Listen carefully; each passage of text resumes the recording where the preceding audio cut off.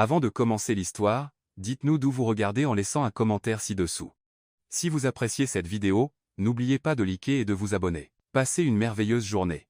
Profitez de l'histoire, tout le monde. Le domaine de Cresthaven se dressait sur les falaises de Montray, un palais oublié dissimulé sous des couches de brouillard et de secrets. De loin, il ressemblait à un château issu d'un rêve, ou peut-être d'un souvenir trop fier pour s'effacer. Les lourdes grilles en fer forgé s'ouvraient avec un grincement uniquement pour quelques élus, et le lierre escaladait les colonnes de pierre. Le silence régnait sur les sentiers sinueux, seulement troublé par le vent portant l'odeur de l'océan à travers les couloirs de marbre. À l'intérieur, le temps semblait suspendu. Chaque couloir, chaque horloge ancienne, chaque peinture à l'huile accrochée au mur semblait murmurer une grandeur depuis longtemps révolue. Au cœur de cet immense manoir vivait Edward de Cresthaven, un homme aussi insaisissable que le brouillard enveloppant sa demeure. Milliardaire, magnat, énigme, il avait bâti des empires hôteliers s'étendant sur plusieurs continents, amassé des chefs-d'œuvre rares gardés sous clé, et pouvait influencer les marchés financiers d'un simple appel. Pourtant, il dînait seul, dormait seul, et souriait rarement, sauf pour la presse. Son personnel avait appris à se déplacer comme des ombres, efficaces, invisibles, silencieux. C'était ainsi qu'Edward l'aimait. Un homme d'habitude.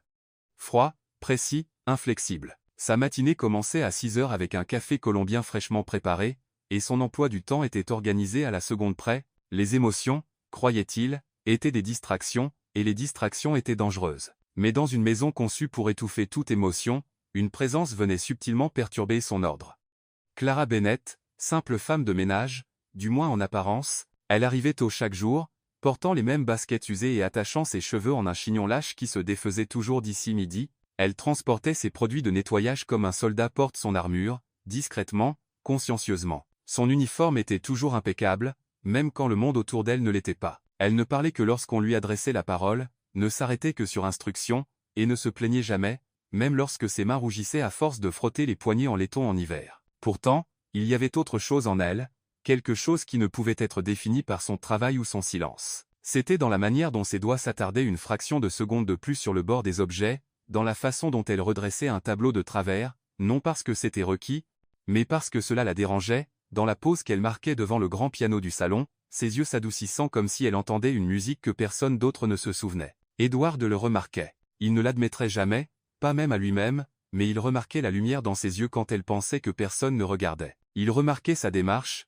pas celle d'une servante, mais celle de quelqu'un élevé dans l'ombre, qui avait appris à porter sa dignité sans permission. Un soir, après un dîner dont il avait à peine goûté la saveur, Edward erra dans la bibliothèque faiblement éclairée, le feu s'éteignait, et l'odeur des vieux livres emplissait l'air. Elle était là, à genoux, frottant la cheminée de marbre, les manches relevées, des mèches de cheveux collées à ses joues. Elle fredonnait quelque chose de doux et mélodique, une berceuse, peut-être, ou une chanson d'une époque antérieure au silence. Il n'annonça pas sa présence. Il se contenta d'observer, caché derrière les étagères. Et à cet instant, quelque chose changea, pas en elle, mais en lui. Pour la première fois depuis des années, Edward Cresthaven vit quelqu'un qui n'essayait pas de l'impressionner, de le manipuler ou de lui prendre quelque chose. Elle était simplement là, présente, réelle, et sans peur d'être invisible. Le lendemain matin, Edward demanda à son majordome pendant le petit déjeuner. Quel est le nom de la fille qui nettoie l'aile? La question, bien que simple, laissa le majordome perplexe. Clara Bennett, monsieur. Il hocha la tête une fois. Ah non. Il resta sur ses lèvres plus longtemps qu'il n'aurait dû. Clara. Les jours passèrent, puis les semaines, et il commença à remarquer davantage. L'odeur de citron après qu'elle avait nettoyé, le léger fredonnement qu'elle laissait derrière elle comme une trace de son âme. La manière dont elle manipulait les cristaux du vieux lustre, comme si chacun était sacré, son silence n'était pas un vide. C'était de la résilience. Sa présence n'était pas de l'invisibilité. C'était une grâce contenue, et soudain Edward ne pouvait plus ignorer ce qui avait autrefois été un bruit de fond. Il se surprit à écouter le son de ses pas, à remarquer l'absence de sa présence lorsqu'elle n'était pas en service, à se demander si elle regardait jamais par les hautes fenêtres et rêvait au-delà de ses murs. Il se disait que c'était de la curiosité. Mais lorsque le bal de charité Silver Star approcha, une soirée de robes scintillantes, et de poignées de main politiques et de flashs médiatiques, il se trouva désintéressé par toutes les mondaines et mannequins dont les noms remplissaient la liste des invités. Une pensée s'insinua comme un murmure. Et si c'était imprudent, peu orthodoxe, inacceptable selon tous les standards de l'élite? Mais Edward Cresthaven n'avait jamais été homme à suivre des règles auxquelles il ne croyait pas. Cet après-midi-là, alors que la pluie tambourinait doucement contre les vitraux, il se tenait dans son bureau, observant le couloir et à travers un lourd rideau de velours. Clara venait de terminer de disposer des fleurs fraîches dans le hall. Ses doigts effleurèrent un pétale tombé. Elle ne savait pas qu'il l'observait, mais pour la première fois, il ne détourna pas le regard, et puis, calme, froid, certain, il appela son tailleur personnel. Le soleil du matin filtrait à travers les vitraux du domaine de Cresthaven, projetant de doux arcs-en-ciel sur les sols de marbre. Clara se tenait au bas du grand escalier, essorant une serpillière, l'odeur du nettoyant à la lavande montant dans l'air immobile. Ses mains bougeaient automatiquement, suivant le même rythme, les mêmes gestes jour après jour. Elle aimait le silence. C'était plus sûr que les mots. Les mots attiraient l'attention, et l'attention était dangereuse. Elle avait appris très tôt que l'invisibilité était une sorte de bouclier. À l'orphelinat de la rue Elm, les filles les plus bruyantes avaient des ennuis. Les plus discrètes survivaient. Clara avait maîtrisé l'art de se faire toute petite jusqu'à devenir une partie du mobilier, utile, silencieuse, oubliée. Mais ce matin-là, quelque chose semblait différent. Le majordome, toujours composé, toujours impénétrable, s'approcha d'elle alors qu'elle pliait le chiffon de nettoyage dans le chariot à linge. Il s'éclaircit la gorge. « Mademoiselle Bennet, dit-il avec raideur, Monsieur Cresthaven souhaite vous voir dans le salon immédiatement. » Clara cligna les yeux. Elle avait du mal à entendre. « Le salon ? Moi ?» Elle hésita, jetant un coup d'œil à son uniforme, simple, fonctionnel, avec une légère tache d'eau de javel sur l'ourlet. Ses paumes étaient encore humides. Elle sentait le citron et le savon pour sol. « Maintenant ?» demanda-t-elle, la voix faible. « Maintenant ?» répéta le majordome, son regard ne laissant place à aucune question. Son cœur battait irrégulièrement alors qu'elle traversait le couloir. Chaque pas résonnait plus fort qu'il n'aurait dû. Elle passa devant des portraits de Cresthaven disparus depuis longtemps, des visages sévères la regardant de haut comme si elle n'avait pas sa place. Lorsqu'elle atteignit le salon, la porte était déjà ouverte. Edward Cresthaven se tenait près de la cheminée, une main dans la poche, l'autre tenant un verre d'eau en cristal. Il ne leva pas les yeux tout de suite. Le feu projetait une lueur dorée sur son profil acéré et indéchiffrable. Elle s'arrêta juste à l'entrée. « Monsieur !» Il se tourna lentement, son regard se posant sur elle comme un poids. Il y eut une pause, un silence gênant chargé de quelque chose qu'elle ne pouvait nommer. Puis il parla. « J'ai besoin que vous veniez avec moi demain soir. » Clara cligna les yeux. « Venir avec vous, monsieur ? Au bal de Charité Silver Star ?» Les mots restèrent suspendus dans l'air, lourds et inattendus. Elle faillit rire, pensant que c'était une erreur, un test. Mais l'expression d'Edward resta calme, ni amusée, ni cruelle, juste absolue. « Je ne comprends pas, » murmura-t-elle. « Vous n'avez pas à comprendre. Soyez prête à 19 heures. » Elle ouvrit la bouche pour protester, mais rien ne sortit. Que pouvait-elle dire? Qu'elle n'avait rien à porter. Qu'elle n'avait pas sa place dans une salle de bal, que les gens comme elle n'étaient pas faits pour être vus, seulement utilisés.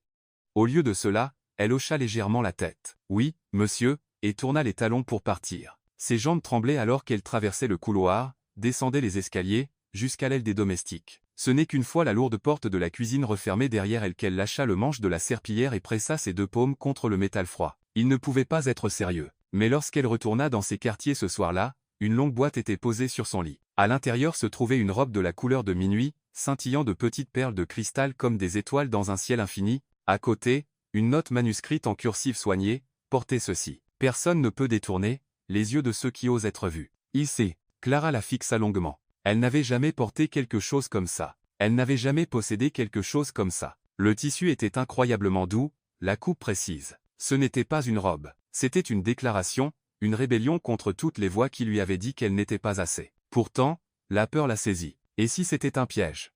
Et s'il voulait juste l'humilier? Et si, au moment où elle entrerait dans cette salle de bal, tout le monde voyait ce qu'elle était vraiment, une femme de ménage parée d'une beauté empruntée? Elle s'assit au bord du lit, les mains serrées sur ses genoux, les yeux dans le vague. Son esprit semblait light. Elle se souvenait des douches froides de l'orphelinat, de la façon dont elle serrait son livre, Le Petit Prince, comme une bouée de sauvetage. Les nuits où elle restait éveillée, murmurant pour elle-même qu'un jour quelqu'un la verrait. Était ce jour, ou juste une autre illusion? Tard dans la nuit, incapable de dormir, elle se tint pieds nus devant le miroir. La robe scintillait au clair de lune. Elle ne l'avait pas encore enfilée. Elle la regardait simplement, comme si elle craignait qu'elle ne disparaisse si elle clignait des yeux. Elle ne reconnaissait pas la fille reflétée dans la glace. Pas tout à fait, mais elle ne détourna pas le regard. Pendant ce temps, dans une autre aile de la maison, Edward était assis dans son bureau, les doigts joints sous le menton. Il n'avait dit à personne pourquoi il l'avait invité, ni à son assistant, ni à ses conseillers. Ils auraient essayé de l'en dissuader. Il lui aurait rappelé les apparences, le scandale, l'image. Mais Edward se moquait des apparences désormais. Il avait vu assez de masques pour savoir que ceux qui portaient les plus beaux cachaient souvent les secrets les plus sombres. Clara n'avait pas de masque, et cela la rendait dangereuse pour un monde bâti sur l'illusion. Alors que le feu crépitait à côté de lui, Edward s'autorisa un petit sourire, rare. Il n'avait aucune idée de ce que la soirée apporterait, mais quelque chose en lui murmurait que ce ne serait pas ordinaire. Et loin de là, Clara glissa enfin la robe sur son corps, le tissu frais contre sa peau. Elle se tint plus droite, prit une inspiration silencieuse, et tout dans sa vie commença à changer. La nuit du bal Silver Star arriva comme l'accomplissement d'une prophétie que personne n'avait vu venir. Le domaine était inhabituellement calme, le personnel instruit de rester discret. Dehors, des voitures noires glissaient le long de l'allée de pierre, les phares tranchant la brume comme des projecteurs. Le monde au-delà des grilles appartenait aux riches, aux puissants, aux intouchables, et pour la première fois, Clara Bennett y était attirée, non comme une servante, mais comme quelque chose de totalement différent. Elle se tenait dans sa chambre, regardant son reflet. La robe lui allait parfaitement, bleu nuit, sans manches, avec un décolleté délicat qui révélait juste assez, sans compromettre sa dignité. De minuscules cristaux étaient cousus dans le tissu comme des étoiles éparpillées dans un ciel privé. Ses cheveux étaient coiffés doucement, des vagues lâches glissaient derrière une oreille, révélant la ligne de son cou. Elle ne portait aucun bijou, sauf un simple bracelet en argent, qu'elle avait trouvé dans un tiroir oublié de l'aile de la buanderie des années auparavant. Elle ne savait pas à qui il appartenait, mais ce soir, il était à elle. Pendant un long moment, elle ne bougea pas. La fille dans le miroir était à la fois familière et étrangère. Ses yeux étaient les mêmes, vifs, prudents, profondément gardés. Mais tout le reste semblait renaître. Elle ne ressemblait plus à quelqu'un qui essayait d'être invisible. Elle ressemblait à quelqu'un que le monde ne pouvait se permettre d'ignorer. Un coup à la porte. Le majordome apparut, les yeux baissés. « Monsieur Crestrave vous attend. » Le cœur de Clara battait à tout rompre alors qu'elle le suivait à travers le long couloir. Chaque pas sur le sol de marbre semblait amplifié, chaque souffle trop court. Lorsqu'ils atteignirent le hall, elle le vit. Edward Crestaven se tenait près de l'escalier dans un smoking noir taillé sur mesure, sa posture droite, son expression indéchiffrable. Il se tourna. Pendant une seconde fugace, il ne parla pas. Il se contenta de la regarder. L'homme qui négociait des contrats de plusieurs milliards sans ciller semblait maintenant chercher ses mots. Ses yeux la parcoururent, pas avec avidité, pas avec possessivité, mais avec quelque chose de bien plus dangereux, la reconnaissance. « Vous êtes » commença-t-il,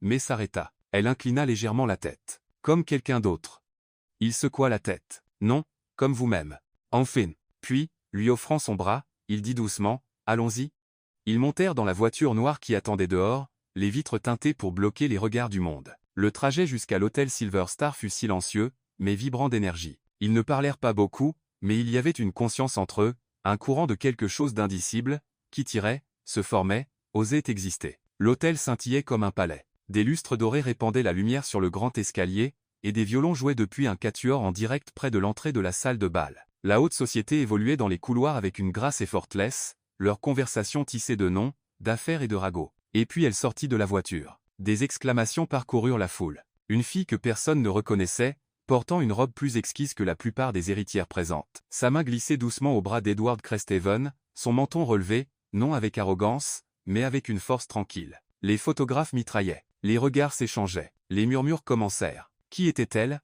D'où venait-elle? Quelle était son histoire?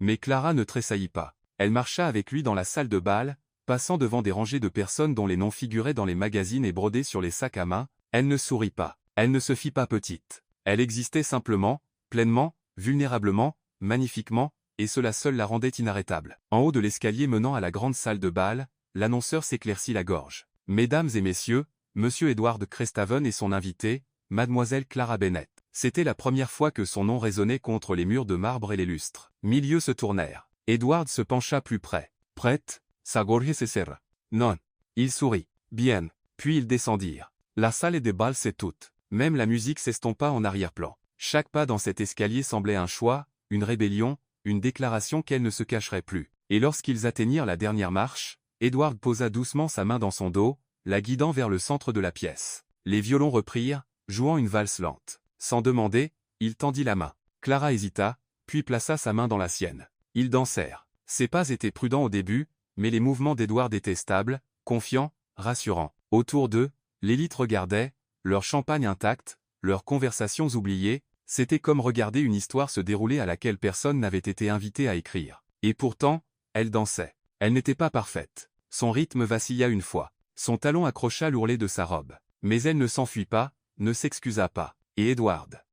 Il ne rit pas. Il ne la corrigea pas. Il la regarda simplement comme si le monde venait enfin de lui montrer quelque chose de nouveau. Lorsque la musique s'arrêta, il n'y eut pas d'applaudissements, juste un silence stupéfait. Et puis, qui est-elle?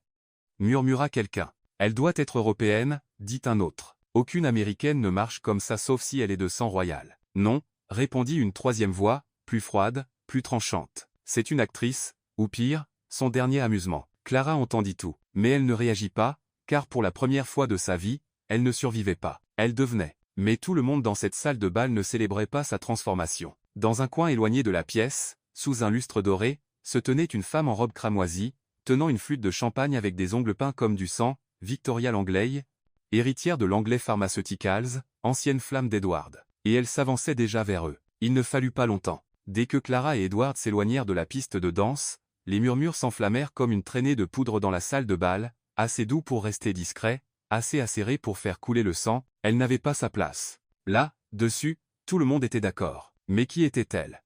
Une héritière montante du sud de la France? Une actrice engagée pour l'éclat? Un scandale enveloppé de satin? Lorsqu'elle atteignit la table des rafraîchissements, une douzaine de récits avaient déjà été inventés à son sujet, chacun plus scandaleux que le précédent. Elle doit être comtesse, dit quelqu'un près du bar, sirotant un gin avec une pointe de venin. Seule la noblesse étrangère marche avec une telle assurance. Non, c'est une pionne politique, murmura une femme en robe argentée. Edward joue un jeu à long terme. C'est lié à l'accord Carver.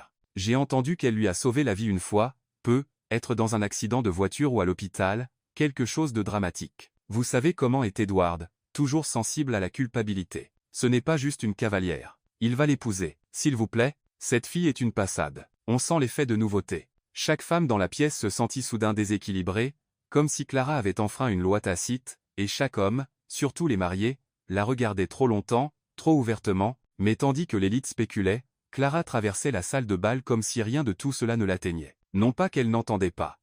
C'était impossible de ne pas entendre, mais parce qu'elle s'était entraînée toute sa vie à survivre à l'injustice d'être sous-estimée. La cruauté de la société Pauline n'était rien face à l'humiliation silencieuse qu'elle avait endurée, enfant, en frottant les carreaux de cuisine à genoux. Pourtant, cela pesait lourd. 1000 regards pressés contre sa peau comme des aiguilles. Chaque pas dans ses talons semblait plus lourd maintenant, chaque sourire plus difficile à maintenir. Elle tendit la main vers un verre d'eau pétillante et en but à peine une gorgée, craignant que sa main ne tremble. De l'autre côté de la pièce, elle vit Edward discuter avec un groupe de diplomates, calme, posé, puissant, comme si la femme qui l'avait amené ce soir ne causait pas un séisme social sous leurs pieds. Et puis quelqu'un se plaça sur son chemin. Un homme, la quarantaine, costume sombre, sourire parfait sans chaleur. Mademoiselle Bennett. C'est ça? Elle se radit. Oui. Nathaniel Pierce. Je gère les relations publiques pour une des filiales de Cresthaven. Nous ne nous sommes pas rencontrés. Enchanté, dit-il, tendant la main. Elle la prit avec prudence. Au lieu de cela, il inclina la tête. Puis-je demander ce que vous faites exactement? Elle hésita. Je travaille au domaine de Cresthaven comme personnel. Là, elle soutint son regard. Oui.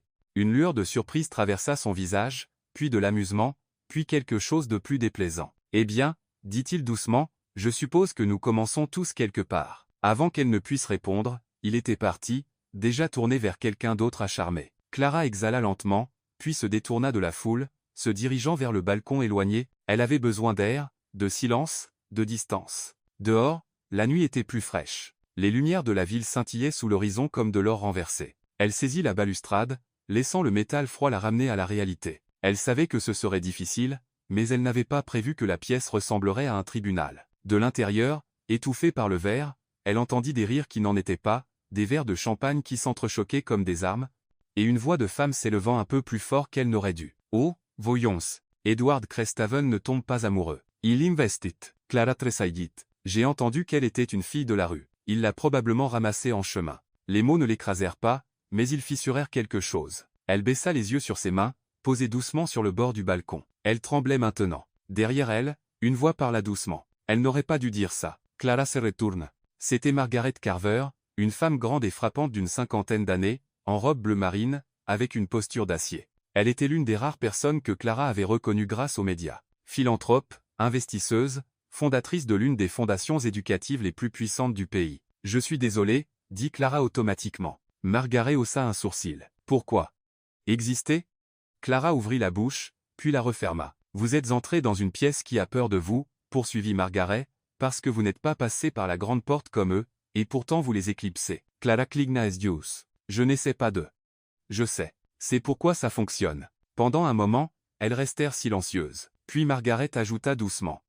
Vous ne le savez pas encore, mais ce soir, vous avez déjà marqué l'histoire. Avant que Clara ne puisse répondre, La porte du balcon s'ouvrit à nouveau, et la température de l'air changea. Victoria Langlais entra dans la lumière. Sa robe cramoisie collait comme du feu. Son sourire était subtil et aiguisé comme un poignard. « Margaret » dit-elle doucement, toujours la mentor. Margaret ne tressaillit pas. « Victoria ». Puis Victoria tourna son attention vers Clara. « Alors » dit-elle doucement, « vous êtes le nouveau mythe. » Clara ne répondit pas. « Victoria Saproka, c'est talon claquant.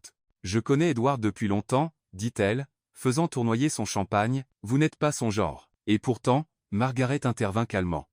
Elle est la seule qui l'a amené ce soir. Le silence qui suivit était épais comme du velours. La mâchoire de Victoria se contracta, mais elle sourit à nouveau. Eh bien, alors, dit-elle, levant son verre, voyons combien de temps dura ce fantasme. Elle se retourna et s'éloigna, laissant l'odeur des roses et du venin dans l'air. Margaret se pencha et murmura, faites attention à celle-là. Elle n'aime pas perdre. Mais les yeux de Clara n'étaient plus sur Victoria. Ils étaient sur Edward. Il l'observait à travers la vitre, l'expression indéchiffrable. Mais ses yeux, ils n'étaient pas froids. Ils étaient fiers. Et pourtant, il y avait autre chose. Quelque chose qu'elle ne pouvait pas encore nommer, quelque chose qui allait tout changer. La salle de bal brillait de lumière dorée, mais la peau de Clara était froide. Après la rencontre sur le balcon, son pouls ne s'était pas calmé. Les mots de Victoria Langlais s'accrochaient à elle comme de la fumée, doucement toxique, conçue non pas pour blesser directement, mais pour la déstabiliser de l'intérieur, et pourtant, quelque chose en elle n'avait pas cédé. Pas cette fois. Elle avait toujours survécu en se retirant dans le silence.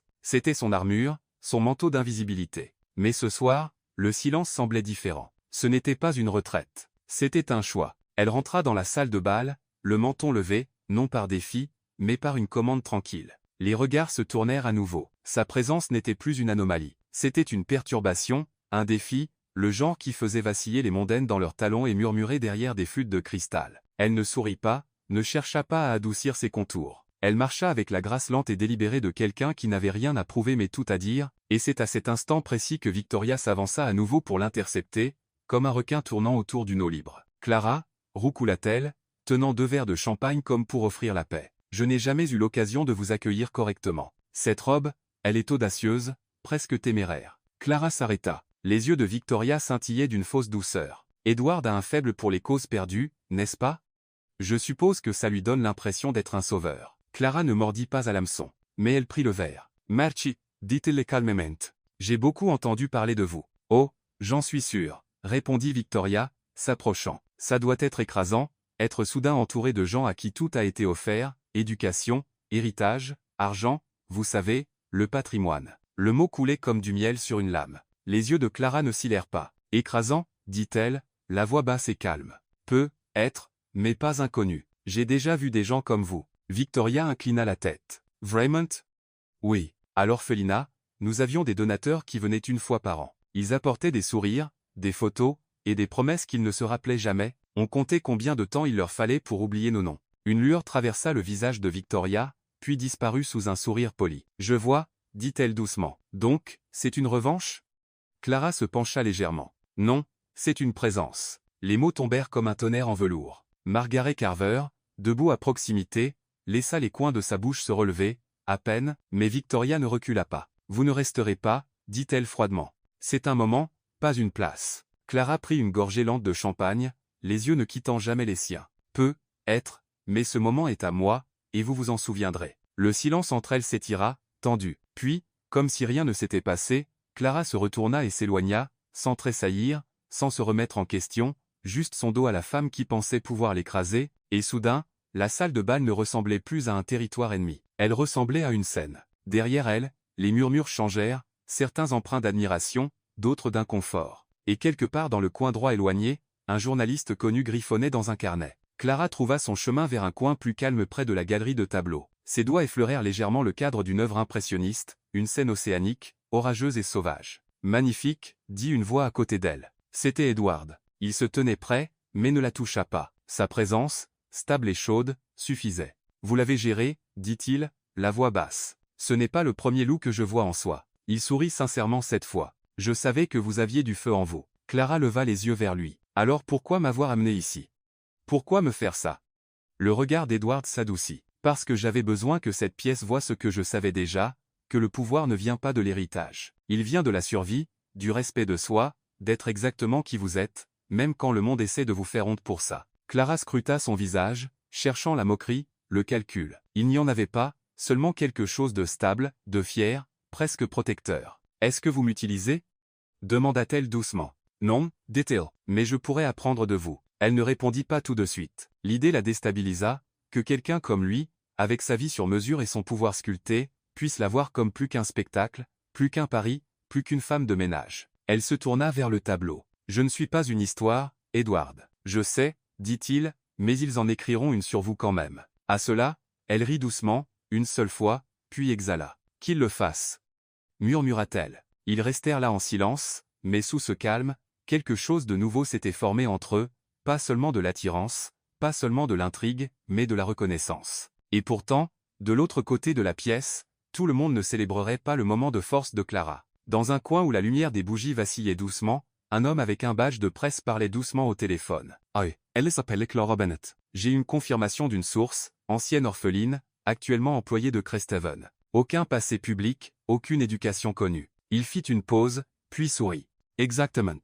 C'est le scandale parfait. Et j'ai la photo. » Il raccrocha. Et juste comme ça, le compte à rebours commença. Le bruit de la salle de bal gonfla derrière elle comme des vagues lointaines, un courant de rire, de tintements de cristal, et de charme synthétique. Mais Clara s'était éloignée vers les parties plus calmes de l'hôtel maintenant, des couloirs ornés où les lustres murmuraient au lieu de rugir, et les tableaux sur les murs semblaient observer sans juger. Elle avait besoin d'espace. La confrontation avec Victoria avait laissé un tremblement sous ses côtes, pas de la peur, mais quelque chose de plus profond. De vieux échos de dévalorisation essayant de se faufiler par les fissures. Mais elle avait tenu bon. Et pour la première fois de sa vie, elle n'avait pas seulement survécu à une confrontation, elle l'avait gagnée. Pourtant, le silence l'aidait à respirer à nouveau. Elle passa devant une corde de velours qui séparait la salle de bal d'un salon privé, une pièce plus calme pour les donateurs et dignitaires qui voulaient discuter affaires plutôt que danser. Quelques hommes et femmes en costume s'attardaient près de l'entrée, sirotant du whisky vieilli, les voix basses et sérieuses. Et puis elle le vit, un homme plus âgé avec une moustache argentée et une légère boiterie,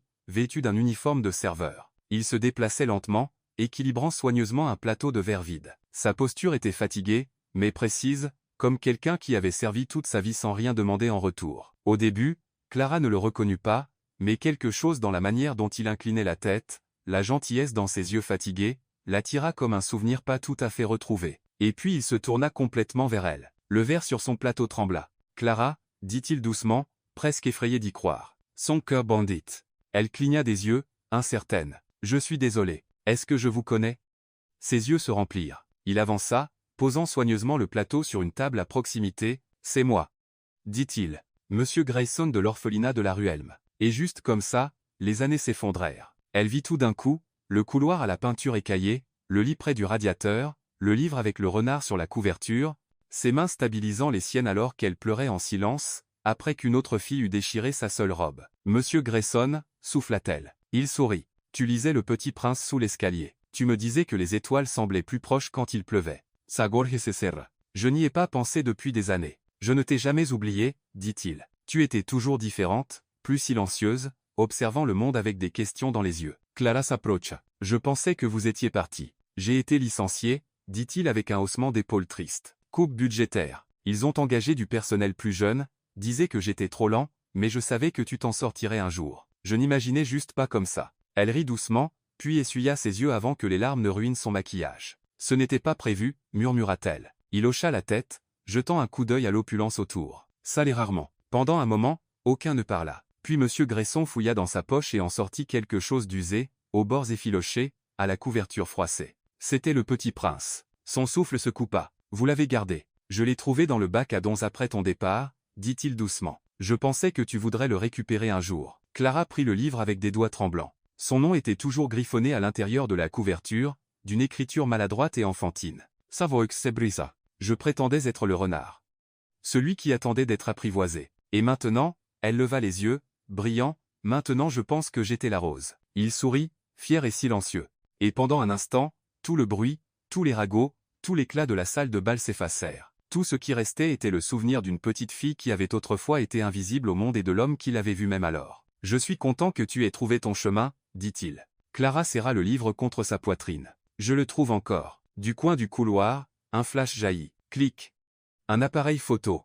Clara se tourna, surprise. Un photographe baissa rapidement son objectif et disparut dans l'ombre avant qu'elle ne puisse voir qui c'était. Son cœur se mit à battre à nouveau. Monsieur Gresson le remarqua. « Est-ce que ça va? Je ne sais pas, murmura Tchel. Quelqu'un regarde. » Il posa doucement une main sur son épaule. « Laisse-les. Tu as déjà survécu à pire. » Elle hocha la tête, exhalant lentement. Mais la chaleur du moment avait changé. Quelque chose avait bougé. En retournant vers la salle de bal, serrant le livre, ses pas étaient plus lents. Le souvenir l'avait ancré, mais l'intrusion lui avait rappelé que même la vulnérabilité pouvait être utilisée comme arme dans un monde avide de scandales. Pourtant, elle ne cacha pas le livre. Elle le tenait bien en vue. Et quand Edward la vit revenir, les yeux légèrement rouges, les épaules droites, et ce livre usé en main, il ne la questionna pas, il se contenta de s'écarter pour la laisser passer dans la pièce, comme quelqu'un qui savait que ce qui venait de se passer l'avait rendue plus forte. La salle de bal avait retrouvé son rythme, mais quelque chose avait changé. Les murmures à propos de Clara étaient toujours là.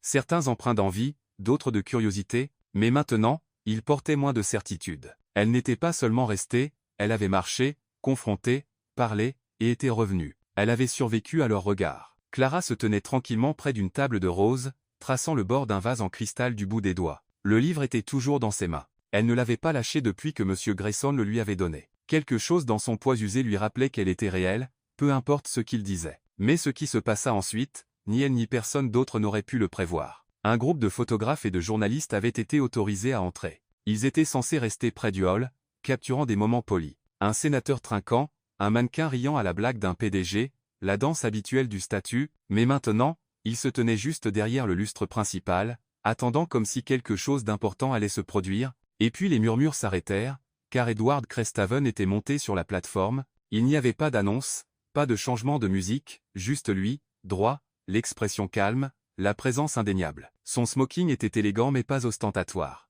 Il ne portait ni discours, ni papier, seulement sa voix. Il jeta un regard vers Clara à l'autre bout de la pièce, puis il parla. « Beaucoup d'entre vous m'ont demandé ce soir, commença-t-il, qui elle est. La salle laissait figea. Elle, poursuivit-il, les yeux toujours sur Clara, est quelqu'un que ce monde n'était pas prêt à voir. Alors, il l'a entraînée à disparaître, à travailler dans le silence, à subir sans être reconnue. » Clara sentit chaque mot tomber comme un tonnerre enveloppé de velours. « Mais voici la vérité, dit Edward, la voix stable. Elle n'est pas un mystère. Elle n'est pas une rumeur. Elle n'est pas un accessoire à la narration de qui que ce soit. Elle est quelqu'un qui, chaque jour, a choisi la dignité quand le monde lui offrait l'invisibilité. » Des exclamations parcoururent la pièce. Elle n'a pas demandé à être ici ce soir. Je le lui ai demandé, pas comme une démonstration, pas comme une déclaration, mais parce que je voulais que le monde rencontre quelqu'un que j'admire. Il marqua une pause, laissant le poids du silence retomber. Pendant des années, dit-il, nous avons confondu la richesse avec la sagesse, l'héritage avec la valeur, les applaudissements avec le mérite, mais ce soir, j'aimerais offrir un autre type de reconnaissance. Et puis il descendit de la plateforme, marcha lentement, délibérément à travers le sol de marbre, passant devant les sénateurs et les PDG, devant l'ancienne fortune et la nouvelle influence, jusqu'à ce qu'il se tienne devant Clara. La salle retint son souffle, et puis il tendit la main, pas pour sa taille, pas pour sa main, mais pour son livre. Il souleva le petit prince dans la lumière. Ceci, dit-il, se tournant légèrement pour s'adresser à la salle, n'est pas juste un livre. C'est le symbole d'une fille qui lisait à la lumière de la cuisine, qui frottait les sols le jour et rêvait discrètement la nuit, qui a survécu à l'oubli, et qui se tient maintenant ici, pas grâce à moi, mais, malgré tout, ce qui l'a précédé. Il se tourna vers elle pleinement. « Merci, dit-il, de m'avoir permis de vous voir. » Clara ne savait pas si elle devait pleurer ou parler, alors elle se contenta de hocher la tête. Mais le silence qui suivit n'était plus maladroit. Il était révérencieux, et puis un applaudissement, puis un autre, puis une éruption d'applaudissements qui roula à travers la salle de bal comme un tonnerre, perçant enfin des cieux lourds de pluie. Tout le monde n'applaudit pas, mais assez le firent. Les femmes en robe baissèrent les yeux, humbles, les hommes en costume se penchèrent en avant, curieux. Et une fille du personnel de restauration, pas plus âgée que Clara lorsqu'elle était entrée au domaine, se tenait figée près du fond, des larmes coulant discrètement sur sa joue, car à cet instant, quelque chose de tacite passa entre elles. Si elle pouvait être vue, peut-être que je le pourrais aussi. Lorsque les applaudissements s'apaisèrent, Edward rendit le livre à Clara. Pas de grands gestes, pas d'étreinte, juste un regard qui disait « Vous avez changé la température de cette pièce, et vous ne le savez même pas encore ». Alors que la musique reprenait et que les gens recommençaient à bouger, l'onde de choc continua. Les journalistes prirent de nouvelles notes, certains invités la regardèrent différemment maintenant, non plus avec dédain, mais avec hésitation, comme s'ils questionnaient les murs, qu'ils avaient toujours acceptés. Et puis, une voix derrière elle dit doucement « Mademoiselle Bennett ?» Clara se tourna. Un journaliste, micro en main, les yeux scrutateurs. Pardonnez-moi de vous interrompre, mais je dois demander. Edward recula, lui laissant de l'espace. Ce soir était-il une question d'amour ou un message? Le cœur de Clara ralentit. Elle regarda la caméra, puis Edward, puis son livre, et répondit calmement. Il s'agissait de redonner une voix à quelqu'un qui avait été silencieux trop longtemps. Le journaliste cligna des yeux. Donc, ce n'est pas une romance? Clara sourit, juste un peu. Je n'ai pas dit ça. Il ouvrit la bouche pour parler à nouveau, mais elle s'éloigna avant qu'il ne puisse, laissant la salle de bal se demander, était-ce un message? Était-ce de l'amour? Ou les deux?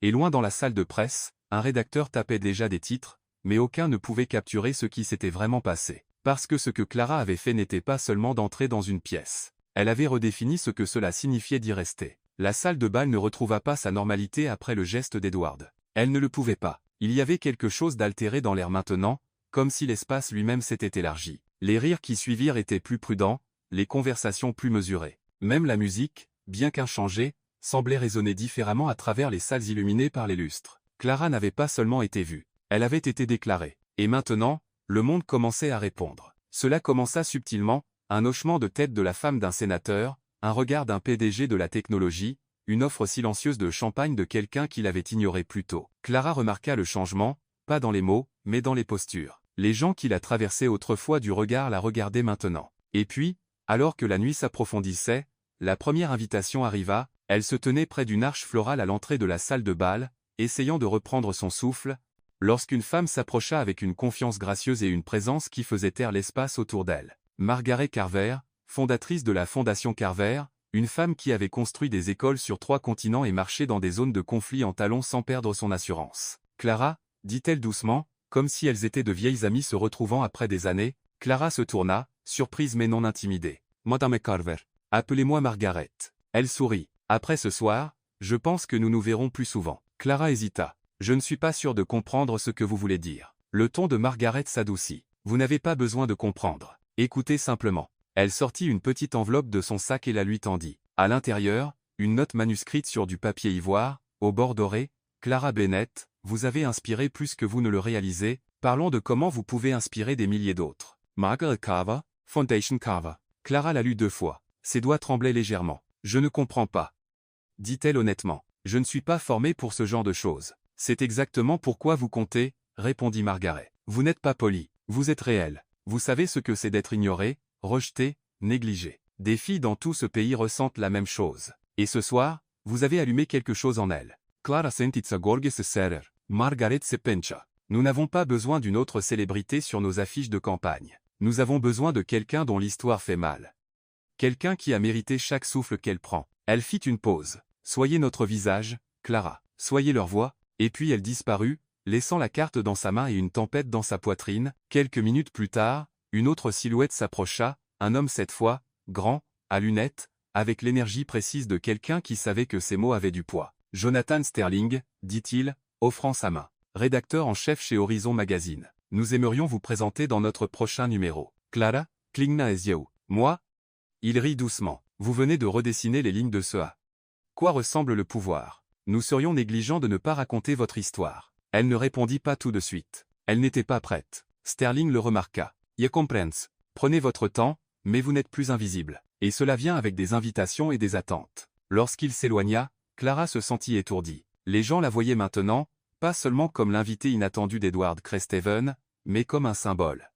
Une possibilité, une perturbation du récit auquel ils étaient habitués. Et cela l'effrayait plus que d'être ignoré ne l'avait jamais fait. Elle s'échappa vers la galerie, ayant besoin d'air, d'espace. Derrière la sécurité d'un grand rideau de velours, elle trouva une petite fenêtre donnant sur l'horizon de la ville. En bas, les lumières scintillaient comme des promesses, froides, distantes, infinies. Elle toucha la vitre du bout des doigts. Elle n'était pas prête pour tout cela. Elle n'était pas préparée à devenir une idée. Elle était encore la fille qui pliait les draps en silence, qui avait appris à parler doucement pour que personne n'entende ses pleurs. Elle était encore l'enfant qui serrait le petit prince comme si les mots pouvaient la réchauffer. Elle apprenait encore à tenir le menton au sang tremblé à l'intérieur. Et pourtant, cette fille se tenait maintenant dans une robe valant plus que tous ses anniversaires réunis, invitée à se tenir aux côtés de ceux qui façonnaient des pays, ça n'avait pas de sens. Elle n'était pas sûre que ça en aurait jamais. Elle se tourna vers la salle de bal et faillit percuter Edward. Il la cherchait, mais lorsqu'il vit son expression, il s'arrêta. « Vous êtes dépassé », dit-il doucement. Elle ne répondit pas, juste hocha la tête. « Ils vont tout vous demander maintenant », dit-il. Des histoires, des photos, des morceaux de vous-même que vous n'avez jamais partagés. Certains prétendront qu'ils se soucient. D'autres voudront posséder votre voix. Elle leva les yeux vers lui, grands ouverts. Alors pourquoi avez-vous commencé ça? Edward resta silencieux un moment, puis il dit, parce que votre voix n'appartient plus au silence. Et puis, plus doucement, mais c'est à vous de décider quoi en faire. Son souffle se coinça dans sa gorge. Elle ne s'attendait pas à ce que les mots suivants sortent de ses lèvres, mais ils le firent. J'ai besoin de réfléchir. Il hocha la tête. Bien. Laissez le monde attendre. Mais même en retournant dans la salle de bal, la carte de Margaret dans sa main, son nom sur les lèvres d'étranger, le feu brûlant encore dans son dos, elle savait une chose avec une certitude tranquille, quelque chose avait commencé ce soir, et qu'elle le veuille ou non, elle n'était plus juste une fille dans une robe empruntée, la fête en bas continuait de scintiller, cordes de violon, rire comme du cristal, vers s'entrechoquant comme un métronome de prétention. Mais rien de tout cela ne suivit Clara lorsqu'elle sortit sur la terrasse. La porte se referma derrière elle avec un cli doux, la coupant du monde qui l'avait engloutie entière il y a quelques heures. L'air était frais, du genre qui embrassait votre peau et murmurait que la ville en bas était vivante, pulsant avec des millions de cœurs, dont aucun ne connaissait son nom la semaine dernière. Elle s'appuya sur la balustrade de pierre, respirant la nuit froide. Ses doigts serraient toujours la carte de Margaret. Elle ne l'avait pas rangée. Une partie d'elle ne voulait pas. Le poids de celle-ci semblait trop réel. Elle essayait encore de comprendre ce que cela signifiait d'être vue. Puis elle entendit la porte s'ouvrir à nouveau. Des pas doux, pas d'urgence, pas d'annonce. Edward. Il ne parla pas tout de suite, se contentant de la rejoindre près de la balustrade, les mains dans les poches, les yeux sur l'horizon. Aucun d'eux ne regarda l'autre. Pendant un moment, ils existèrent simplement ensemble dans le silence. Puis, d'une voix plus basse que d'habitude, Edward dit, « Voulez-vous savoir pourquoi je vous ai demandé de venir ce soir ?» Clara ne répondit pas tout de suite. « Je ne suis pas sûre d'être prête à l'entendre. » Il esquissa un faible sourire. « Vous êtes plus forte que vous ne le pensez. » La ville scintillait en bas, tours et rues illuminées, comme des veines dans du marbre. Une longue pause passa entre eux avant qu'Edward ne la rompe enfin. « Je l'avais des vitres, » dit-il. Clara cligna les yeux, surprise. Elle se tourna lentement vers lui. Il continua. « Quand j'avais 15 ans, je dormais derrière une laverie pendant la semaine. Le week-end, je me faufilais sur le campus universitaire et frottais des vitres jusqu'à ce que mes mains saignent. Personne ne me demandait d'où je venais. Personne ne s'en souciait. Il exhala. J'ai volé du pain une fois dans une station-service. J'avais faim. Le propriétaire m'a attrapé. Je pensais qu'il appellerait la police. Il fit une pause, mais il ne l'a pas fait. Clara l'observa, les yeux scrutateurs. Il m'a donné le pain et m'a dit, « Rembourse-moi quand tu pourras, et fais-en profiter quelqu'un d'autre quand tu le pourras. » Elle ne parla pas. Elle laissa le silence le tenir. « Je n'ai jamais oublié ça, » dit Edward. Quand la chaîne d'hôtels a commencé à décoller, quand le premier million a atteint le compte, je me sentais toujours comme le garçon derrière la vitre, celui que les gens traversaient du regard. Savo exadotit. Puis un matin, je vous ai vu. Clara cligna es yeux. Moi? Vous policiez de l'argenterie dans le couloiret. Tout le monde passait à côté de vous, mais vous fredonniez. Vos mains bougeaient comme si le travail comptait. Vous n'essayez pas d'être vu. Et c'est exactement pourquoi vous l'étiez. Elle baissa les yeux, sa gorge se serra. Je ne vous ai pas amené ce soir pour prouver quelque chose, dit-il doucement. Je vous ai amené parce que vous m'avez rappelé qui j'étais, et parce que, être égoïstement, je voulais voir comment le monde réagirait face à quelqu'un de réel. La voix de Clara sortit à peine au-dessus d'un murmure. Ils ont essayé de me déchirer. Il hocha la tête. Je savais qu'il le ferait. Alors pourquoi? Edward se tourna pour lui faire face maintenant. Parce que quelqu'un m'a donné une chance quand je n'avais ni nom, ni costume, ni voix, et j'attends depuis des années de rendre ce moment à quelqu'un qui le méritait. Clara ne pouvait plus respirer pendant une seconde. Il s'approcha, lentement, sans intrusion. Vous ne devez d'explication à personne sur qui vous êtes, dit-il. Ni ce soir, ni jamais. Vous n'appartenez pas à leurs histoires. Clara. Elle rencontra ses yeux. Alors à qui est-ce que j'appartiens? Les mots restèrent suspendus dans l'air comme une vérité fragile, et il ne se précipita pas pour répondre. Au lieu de cela, il dit, c'est à vous de décider. Un long silence suivit, et pour une fois, il n'était pas lourd, il était chaud, ils s'appuyèrent à nouveau sur la balustrade, les épaules presque se touchant, la ville s'étendait devant eux comme un miroir de qui ils avaient été et de qui ils pourraient devenir. Ayez par l'enfin. J'ai peur de ce qui vient ensuite. Bin, dit Edward. Si vous n'aviez pas peur, ça ne signifierait rien. Elle sourit faiblement, puis demanda, avez-vous jamais pensé que quelqu'un comme vous et quelqu'un comme moi se retrouveraient dans la même pièce? Il rit. Tous les jours. Et tous les jours, je l'ai ignoré. Jusqu'à maintenant. Un vent balaya la terrasse, soulevant une mèche de ses cheveux. Il tendit la main lentement, prudemment, et la glissa derrière son oreille, pas possessivement, pas dramatiquement, juste doucement. Clara ferma les yeux une seconde. cela faisait des années que quelqu'un ne l'avait pas touchée comme si elle ne risquait pas de se briser. Elle le regarda à nouveau, pas avec suspicion, pas avec peur, mais avec quelque chose de dangereux, de l'espoir. Mais avant que l'un d'eux ne puisse parler à nouveau, une cloche lointaine sonna derrière les portes de la terrasse, un membre du personnel de la salle de bal apparut, hésitant, « Monsieur Crestaven, le directeur de la charité demande votre présence. » Edward ne détourna pas le regard d'elle, mais Clara hocha la tête. « Vous devriez y aller. » Il l'étudia une seconde de plus. « Y reviendrai. » Et alors qu'il s'éloignait, la laissant à nouveau seule avec le vent et les étoiles, elle murmura à la nuit. « Je ne suis plus la même fille qui est entrée ici. » Mais ce qu'elle ne savait pas encore, c'était que lui non plus. La salle de bal s'était à nouveau calmée, pas par dessein, mais par instinct. La soirée atteignait son crescendo final.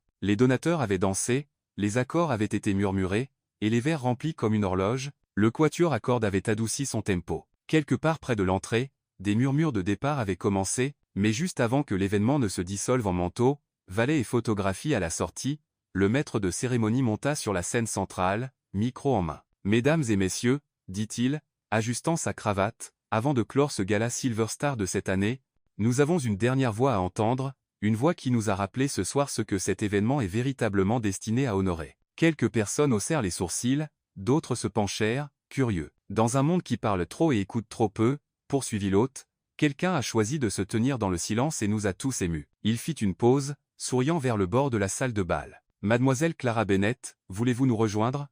Des exclamations. La moitié des invités tournèrent la tête. L'autre moitié se figea simplement. Clara était assise près du mur latéral, à demi ombragée sous un applique de cristal. Son souffle se coinça dans sa poitrine alors que le projecteur se tournait doucement vers elle. Il y eut une longue pause, un battement d'incertitude, mais elle se leva, pas rapidement, pas théâtralement, mais avec calme, avec résolution. Elle avança, passant devant les diamants et les smokings, devant les gens qui avaient murmuré à son sujet, l'avaient rejetée, l'avaient crainte, et lorsqu'elle monta sur la petite scène, il n'y avait ni pupitre, ni note, juste elle.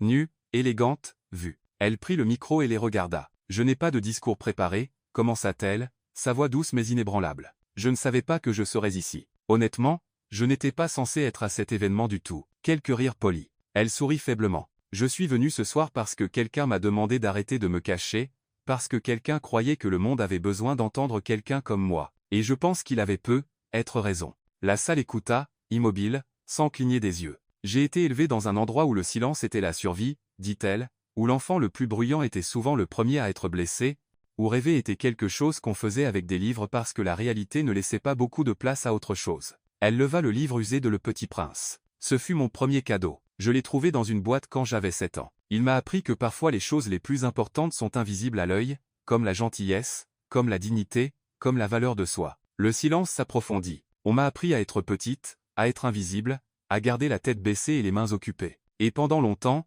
j'ai fait exactement cela. Jusqu'à ce qu'un jour, quelqu'un me voie. Pas parce que j'avais demandé à être vu. Pas parce que j'avais changé qui j'étais, mais parce que j'étais exactement qui j'avais toujours été. Sa voix vacilla légèrement. J'ai frotté des sols de marbre pendant que les gens passaient par-dessus moi. J'ai plié des draps en silence pendant que les invités riaient 2 portes plus loin. J'ai existé à côté du pouvoir sans jamais être invité à le toucher. Ses yeux balayèrent la salle maintenant, courageux, clair. Mais ce soir, je me suis tenu au centre de cette salle de bal, dans cette robe, avec mon nom annoncé comme s'il avait sa place ici. Et pour la première fois de ma vie, je n'avais pas l'impression de survivre. J'avais l'impression de devenir. Le poids de ces mots s'abattit sur la pièce comme de la neige, silencieux, mais irréversible. Je ne sais pas ce que vous direz de moi demain. Poursuivit-elle. Être serais-je un titre. Être une erreur. Être serais-je simplement oublié. Elle fit une pause. Mais je sais qui je suis. Une autre pause, intentionnelle, forte. Je ne suis pas un accessoire. Je ne suis pas une phase, sa voix se tendit. Je suis le résultat de chaque nom qui ne m'a pas brisé, de chaque sol que j'ai nettoyé sans remerciement, de chaque jour où je me suis réveillé et j'ai continué, même quand personne n'applaudissait. Elle avança d'un pas. Et juste être, c'est le genre d'histoire qui vaut la peine d'être entendue. La dernière phrase résonna comme un tonnerre, et pendant un battement de cœur, la salle ne bougea pas. Puis une personne se leva, Margaret Carver, suivie d'une autre, puis d'une autre, jusqu'à ce que toute la salle de bal se lève, les mains se réunissant en vagues d'applaudissements, non plus par politesse, non par curiosité, mais par quelque chose de plus rare. Le respect, Clara cligna les yeux. Sa gorge se gonfla. Elle ne pleura pas. Elle se contenta de hocher la tête une fois, posa le micro, et descendit de la scène. En passant devant la mer d'invités qui applaudissaient maintenant pour elle, pas pour Edward, pas pour le spectacle, mais pour elle, elle croisa ses yeux à travers la foule. Il n'applaudissait pas, mais ses mains étaient croisées, et dans son expression se trouvait quelque chose de plus profond que la fierté, une sorte d'émerveillement. Elle passa près de lui, frôlant légèrement sa manche, et pour la première fois, elle se permit de se demander, peut-être que cette nuit n'avait pas été une question de devenir quelqu'un de nouveau. Peut-être avait-il toujours été question de montrer enfin au monde qui elle était déjà. Le lendemain matin du gala commença comme n'importe quel autre, jusqu'à ce qu'il ne le soit plus. À Sept 3, le premier titre parut, Cendrillon au bal. Le discours d'une femme de ménage secoue le gala Silver Star, The Times. À Sept 47, 3 autres suivirent. La fille dans la robe de minuit, qui est Clara Bennett. Horizon Magazine. De femmes de ménage à la une. Une nuit que l'élite n'oubliera pas. NY Political. L'invitée mystérieuse d'Edward Crestaven laisse les invités sans voix, Vogue Insider.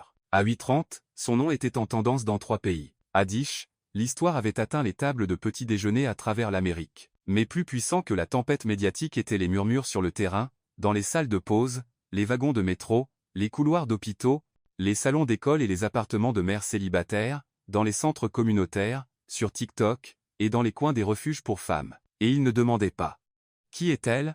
Il disait, elle me ressemble. Un clip vidéo du discours de Clara, d'à peine 5 minutes, circula plus vite qu'aucune campagne publicitaire ne l'avait jamais fait. Sans filtre, sans musique de fond, juste sa voix, ses yeux, sa vérité, et les gens écoutaient. Les commentaires affluaient.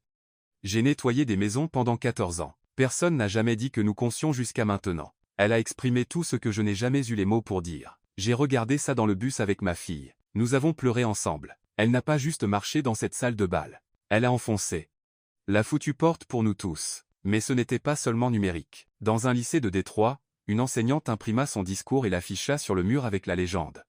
Si vous vous êtes déjà senti invisible, lisez ceci. Dans un petit dîner en Oklahoma, une serveuse essuya une larme derrière le comptoir et dit à un habitué, « Elle m'a fait me sentir fier de porter ce tablier. » Et dans le sous-sol d'un refuge pour femmes vieillissant à East Harlem, quelqu'un murmura, « Si elle peut être vue, peut-être que nous pouvons être sauvés. » Pendant ce temps, Clara était assise à l'arrière d'une voiture noire roulant lentement à travers Manhattan. Elle n'avait pas dormi. Son téléphone était en mode avion. Elle ne l'avait pas ouvert depuis minuit, mais elle n'en avait pas besoin. Elle pouvait sentir le changement dans l'air, comme un verre qui s'était brisé et ne pouvait plus être reconstitué de la même manière. À côté d'elle, Edward était silencieux, respectueusement. Il avait insisté pour que le chauffeur prenne la route longue jusqu'au domaine, pas pour le confort, mais pour le temps. Elle regardait par la fenêtre, des panneaux publicitaires, des cafés, des gens vivant leur vie comme si rien n'avait changé, mais tout avait changé, et pas seulement pour elle. « Le regrettez-vous » demanda-t-il enfin. Clara ne répondit pas tout de suite. Puis, doucement. « Non, mais j'ai peur. » Il hocha la tête. « Ça veut dire que vous êtes éveillé. » Elle se tourna vers lui. « Ils vont me demander de parler après, de diriger, de représenter. Vous n'avez pas à faire tout ça, dit-il. Vous en avez déjà fait assez. C'est le problème, murmura-t-elle. Maintenant, je ne peux plus revenir en arrière. » Elle ouvrit son téléphone. Des centaines d'appels manqués, des milliers de messages, un message vocal de Margaret Carver, une douzaine de demandes d'émissions de télévision, des offres d'interview, même un message de l'assistant d'un sénateur demandant si elle envisagerait de partager son histoire devant le sous-comité du Congrès sur les femmes de la classe ouvrière. Elle le referma. C'était trop. Et pourtant, lorsqu'elle regarda son reflet dans la fenêtre, elle ne vit plus la femme de ménage du domaine de Crestaven. Elle vit une femme avec du poids, avec quelque chose à perdre. De retour au domaine, elle sortit de la voiture dans un brouillard matinal doux. L'endroit semblait le même, silencieux, doré, immobile. Mais Clara n'était plus la même. Et cela suffisait à tout changer. Dans la cuisine, le personnel la regardait comme s'il ne savait pas s'il devait parler. Elle leur fit un signe de tête, doux, mais autoritaire, pas arrogant, juste centré. Elle monta dans sa chambre, désormais appelée discrètement les quartiers de Mademoiselle Bennett, et s'assit au bord de son lit. La robe était toujours drapée sur la chaise. Le livre reposait toujours à côté de son oreiller. Elle le prit, Le Petit Prince. Une page était pliée là où elle s'était arrêtée des années auparavant. Elle l'ouvrit, Tu deviens responsable pour toujours de ce que tu as apprivoisé. Elle ferma les yeux. Il ne s'agissait pas de la célébrité ou des applaudissements. Il s'agissait de l'onde, celle qui était discrète, la réaction en chaîne invisible d'une fille vue. Et dans cette vision, faire croire aux autres qu'ils pouvaient être vus aussi. Et quelque part à travers le pays, dans une maison modeste au Nouveau-Mexique, une adolescente ferma son ordinateur après avoir regardé la vidéo. Elle se regarda dans le miroir et murmura, « Moi aussi ». Le monde ne s'arrêta pas après le gala, mais il écouta. Le silence qui avait autrefois défini Clara Bennett était maintenant remplacé par des échos de quelque chose qui ne pouvait plus être ignoré. Ces mots avaient remué quelque chose de dormant, enfoui sous la poussière et l'indifférence polie. Mais Clara n'avait pas demandé à devenir un symbole. Elle avait seulement demandé à être entendue une fois. Pourtant, le monde continuait d'appeler. Chaque matin apportait un nouvel email, un nouveau titre, une nouvelle invitation à parler. Les médias voulaient des interviews. Les talk-shows offraient des vols et des suites d'hôtels. Les influenceurs voulaient des photos. Les auteurs demandaient des mémoires écrits. Elle les refusa tous. Ce qu'elle avait dit cette nuit-là n'avait jamais été pour les projecteurs. C'était une libération, une vérité sortie d'une cage trop longtemps verrouillée. Mais maintenant, elle avait besoin de quelque chose de plus calme, de plus réel. Alors, elle resta au domaine de Cresthaven un peu plus longtemps. Plus comme un personnel invisible, mais comme une femme en transition. Elle parcourait les mêmes couloirs où elle avait autrefois poli des poignées de porte, seulement maintenant elle le faisait avec un but, avec clarté, elle se retrouvait à retourner sur la terrasse chaque soir. C'était là que le bruit s'apaisait, où son esprit pouvait respirer. L'air était frais, les lumières du jardin vacillaient en bas, et souvent elle apportait le petit prince avec elle, pas pour lire, mais pour se souvenir. Une nuit, alors que le brouillard rampait sur la pelouse et que des klaxons lointains résonnaient depuis la ville, elle murmura à voix haute. « Je ne veux pas être un titre. » Edward était derrière elle. Elle ne l'avait pas entendu arriver. « Vous ne le serez pas, dit-il doucement, pas si vous écrivez votre propre histoire. » C'est alors que cela fit tilt. Elle ne pouvait pas retourner au silence, mais elle pouvait choisir comment utiliser sa voix. Le lendemain matin, elle rédigea une lettre. Simple, honnête, sans filtre. Il est temps de reconnaître les filles qui ont été ignorées, oubliées, réduites au silence. Il y a des millions de filles dans le monde à qui on n'a jamais dit que leur voix comptait, à qui on a appris à être silencieuses, petites, obéissantes. J'étais l'une d'elles. Je ne le suis plus, et je ne veux pas qu'elles attendent aussi longtemps que moi. Alors, je construis quelque chose, pas pour moi, pour elles. Ce fut la naissance de Écho des Ombres, une initiative populaire conçue pour trouver les filles oubliées par le monde, pour les sortir des coins, des refuges, des couloirs de service, et les amener à la lumière. Le premier événement eut lieu dans un gymnase scolaire à Queens. Pas de tapis rouge, pas de robe, juste des chaises pliantes, de la peinture écaillée, et des rangées d'adolescentes aux yeux fatigués et au cœur méfiant. Clara se tint devant elles, sans micro, sans texte préparé. Elle leur parla de la fille qui polissait l'argenterie en silence, de la nuit où elle avait descendu un escalier de marbre et failli trébucher, du moment où elle avait réalisé que son invisibilité n'était pas son identité. Elle conclut par « Vous n'avez pas besoin d'être sauvé, vous avez besoin d'être vu. Et je vous vois. » Certaines filles pleurèrent, d'autres non, mais toutes se penchèrent vers elle. De là, le mouvement grandit. À la fin du mois, il y avait des cercles de mentorat dans 5 villes. Au bout de 3 mois, 20, chaque fois que Clara entrait dans une pièce, elle posait la même question, « Qu'est-ce qu'on ne vous a jamais permis de dire ?» Elle ne corrigeait pas leur grammaire. Elle ne jugeait pas leurs histoires. Elle les laissait simplement parler. Et lentement, les ombres commencèrent à s'estomper. Le soir, elle rentrait au domaine. Plus la même fille qui vivait autrefois dans les quartiers du personnel, mais pas non plus quelqu'un de totalement nouveau, juste elle-même. Enfin, Edward restait près d'elle, sans jamais s'imposer. Il ouvrait des portes, passait des appels discrets, redirigeait l'intérêt des médias vers la mission plutôt que vers le mythe. Parfois, il s'asseyait au fond de ses sessions, écoutant simplement. Une fois, après un atelier avec des filles d'un foyer à Newark, il la prit à part. « Vous savez, dit-il doucement, il y a des gens qui construisent des empires avec de la pierre, et puis il y a ceux qui les construisent avec des morceaux brisés. » Clara les regarda. « Et moi, je suis laquelle ?» Il sourit. « Celle qui m'a appris que le second était possible. » Ce n'était pas encore une romance, mais c'était quelque chose de plus profond, du respect, une compréhension mutuelle, une connexion forgée dans le silence, bâtie dans la vérité. Un soir, une fille tendit à Clara un dessin qu'elle avait réalisé pendant une session. Il montrait une fille seule sous un réverbère, son visage à peine visible. En haut, écrit au crayon, « Merci d'avoir allumé la lumière. » Clara garda ce dessin, l'encadra à côté de son bureau. À côté, il y avait le petit prince, désormais vieilli, au coin corné, aux pages remplies de notes, un rappel que les livres pouvaient sauver, qu'une phrase pouvait changer une vie. Au fil des mois, des fresques commencèrent à apparaître dans des endroits inattendus, ruelles, gares, murs d'école. Toutes représentaient la même silhouette. Une fille debout sur un escalier, tenant un livre contre sa poitrine, les yeux tournés vers l'avant, en dessous. Nous n'avons jamais été sans voix, juste inentendus. Cela devint le symbole d'un mouvement qu'elle n'avait jamais eu l'intention de lancer. Et pourtant, elle vivait simplement, pas de voiture de luxe, pas d'attaché de presse, pas de publicité pour parfum, juste une femme avec une mission, une histoire, et enfin, un nom qui signifiait quelque chose au-delà de son absence. Car Clara Bennett n'était plus la fille derrière le rideau. Elle était celle qui l'avait tirée. Elle n'avait pas demandé la scène, ni le pouvoir. Elle voulait juste être entendue, au moins une fois, avec tout son cœur. Mais en brisant son propre silence, Clara avait donné une voix à des milliers d'autres vivants encore dans l'ombre. Parce que parfois, tout ce dont quelqu'un a besoin, c'est d'être vu.